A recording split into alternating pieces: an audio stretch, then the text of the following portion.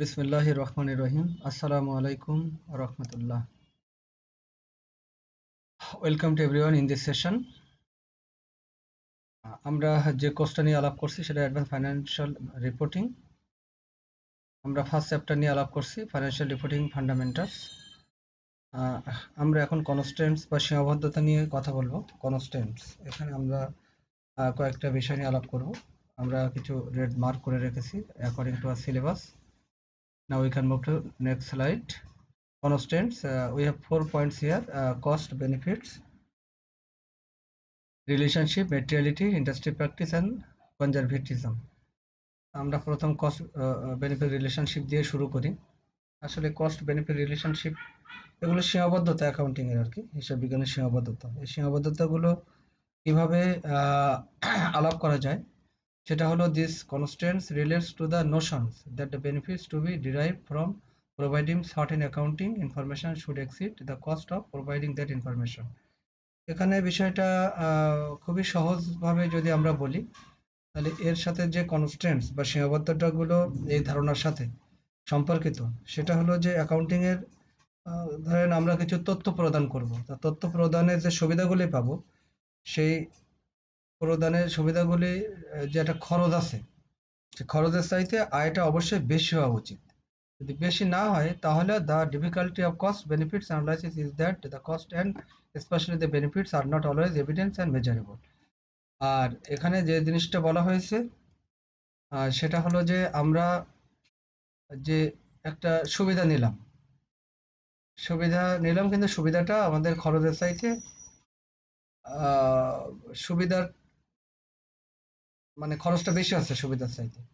সেক্ষেত্রে আমাদের যেটা করতে হবে সেটা হলো যে খরচ সুবিধা বিশ্লেষণের এটার যে ডিফিকাল্টিস ইন কস্ট বেনিফিট অ্যানালাইসিসের অসুবিধাটা হলো বা ডিফিকাল্টিসটা হলো, সেটা হলো যে is that the cost and specially the benefits are not always evidence and measurable. এই যে খরচ এবং বিশেষ করে সুবিধা, এটা সর্বদা স্পষ্ট বা পরিমাপযোগ্য নয়। এটা খুব একটা কঠিন অবস্থা যে আমার একটা ইনফরমেশন প্রোভাইড করলাম, এখানে কত আয় হলো কত ব্যয় হলো, এটা খুবই আহ, মানে ডিফিকাল্ট একটা বিষয় আর কি। এজন্য এখানে মেন কথা হলো যে certain accounting information should exceed the cost of providing that information. যে আমাদের আহ, খরচের চাইতে খরচটা যেন আমাদের কম হয় আর কি, এবং সুবিধাটা যেন বেশি হয়, তাহলে আমাদের কস্ট বেনিফিট রিলেশনশিপটা ভালো হবে। অর্থাৎ যে কোনো সুবিধা আদান প্রদানের ক্ষেত্রে আমাদের অবশ্যই বেনিফিটসটা বেশি থাকতে হবে, এটাই হলো মূল কথা। আর কস্টটা যদি বেশি হয়ে যায় তাহলে সেক্ষেত্রে এটা একটা ডিফিকাল্টিস হবে। তখন আহ, এটা একটা মানে সীমাবদ্ধতা অ্যাকাউন্টিংয়ের, এটা বলা হয়েছে। Number second, materiality, বস্তুনিষ্ঠতা।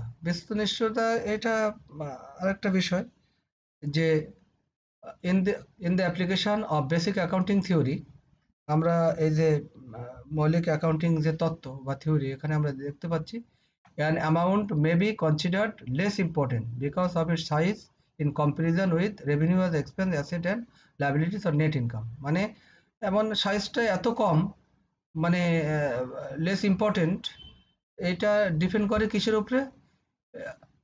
ইট সাইজ, এর যে সাইজের উপরে, মানে এ কতটুকু।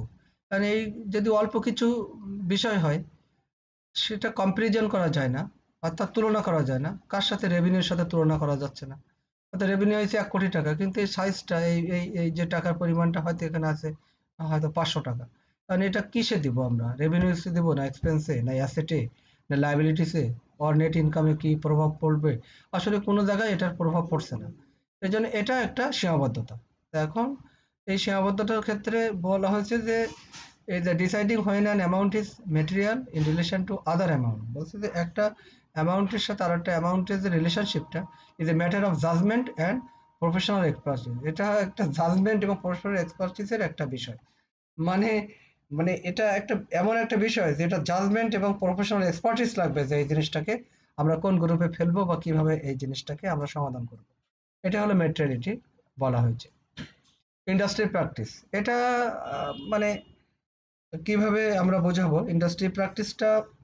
Basic accounting theory may not apply with equal relevance to every industry that accounting must serve. মানে আমাদের যে হিসাব বিজ্ঞানের যে মূল যে আমরা বলছি যে মৌলিক তত্ত্ব, সেখানে একটা শিল্পের প্রাসঙ্গিকতার সাথে প্রযোজ্য নাও হতে পারে, এবং সেটা অ্যাকাউন্টিংয়ে সেই তথ্যটা আমাদের সার্ভ নাও করতে পারে। তার অর্থ হলো যে দেখা যাচ্ছে একটা ইন্ডাস্ট্রি একভাবে প্র্যাকটিস করে, আরেকটা ইন্ডাস্ট্রি আরেকভাবে প্র্যাকটিস করে, হতে পারে। এখন এই জন্য যেটা আমাদের সমানভাবে সব জায়গায় একটা রুলস অ্যান্ড প্রসিজার্স অ্যাপ্লাই করা যাবে না, এটা ডিপেন্ড করবে বেসিক্যালি ইন্ডাস্ট্রি প্র্যাকটিসেসের উপরে। The fair presentation of financial position and result of operations for a particular industry May require a departure from basic accounting theory because of its peculiar nature of an evidence or practice common only to that industry। এখানে বিষয়টা এরকম যে আমাদের যে আর্থিক অবস্থার যে ন্যায্য উপস্থাপনা, সে উপস্থাপনাটার ক্ষেত্রে আমরা দেখতে পাচ্ছি যে এটি একটি শিল্পের ক্রিয়াকলাপের ফলাফলের জন্য যে মৌলিক হিসাব বিজ্ঞানের যে তত্ত্ব থেকে প্রস্থান করতে পারে, যে আমাদের যে মৌলিক তত্ত্ব তা থেকে ইন্ডাস্ট্রি প্র্যাকটিসটা এমন যে ওরা বেরোয় আসতে পারে। এখানে বলছে require a departure from basic accounting theory, basic accounting তত্ত্ব থেকে বের হয়ে আসতে পারে। কারণ হলো peculiar nature of an event, মানে ওই যে ইভেন্টটা যে ঘটনাটা ঘটছে তার পিকুলার নেচার আর কি।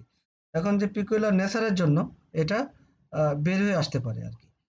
এই তা এই জন্য বললে common practice common only to that industry. এখন সংশ্লিষ্ট ইন্ডাস্ট্রির ক্ষেত্রে সেটা প্রযোজ্য হতে পারে, আর এক ইন্ডাস্ট্রির ক্ষেত্রে প্রযোজ্য নাও হতে পারে। এই জন্য এটা একটা সীমাবদ্ধতা যে কোন ইন্ডাস্ট্রি কোনো একটা ইভেন্ট নিয়ে কিভাবে তারা বিচার করবে, সেটা তাদের বিবেচ্য বিষয়, বিচার্য বিষয়। এই মোটামুটি কনজারভেটিজম। এখন কনজারভেটিজম এটা সন্দেহমূলক কোনো বিষয় আর কি। when in doubt, যদি সন্দেহ হয় বা সন্দেহ যদি হয়, সন্দেহ হলে an accountant should choose a solution that will be least like to overstate asset and income। এখন দেখা যাচ্ছে যে আমাদের কোনো একটা সম্পদের বা আয়ের অতিবৃদ্ধির সম্ভাবনা লিস্ট লাইকলি ওভারস্টেড অ্যাসেট আর ইনকাম, একটা সম্পদ বা আয় অতিবৃদ্ধির সম্ভাবনা কম হয়। অর্থাৎ হলো সন্দেহ হলে একজন হিসাবরক্ষক কী করবে, এমন একটি সমাধান বেছে নেবে বা তার বেছে নেওয়া উচিত হবে যা সম্পদ এবং আয়কে অতিবৃদ্ধির সম্ভাবনা কম থাকবে, তা সম্পদও বাড়বে না, আয়ও বাড়বে না, এইরকম একটা বিষয় আর কি। তো কনজারভেটিজম কনস্ট্যান্ট বা এই যে আমরা বলছি যে রক্ষণশীলতার সীমাবদ্ধতা, যেটা should be applied only when doubt exist, মানে যখন কোনো সন্দেহ দেখা যায় তখন কেবল এটা অ্যাপ্লাই করতে করা যাবে, তার আগে না। And intentional under statement of asset or income is not acceptable accounting, মানে আপনার কোনো ইন্টেনশনালি কোনো আন্ডার স্টেটমেন্ট করা যাবে না অ্যাসেটের অথবা ইনকামের, এটা অ্যাকাউন্টিং পরিভাষায় সেটা গ্রহণযোগ্য না। অর্থাৎ হলো বলা হয়েছে যে সম্পদ এবং আয়ের একটা ইচ্ছাকৃত অবমূল্যায়ন গ্রহণযোগ্য অ্যাকাউন্টিং এর কোনো সমাধান নয়। এই আর কি এরকম। এখন তাহলে আমরা এভাবেই এই যে কনজারভেটিজমটা আমরা শেষ করলাম। Thanks for watching this presentation.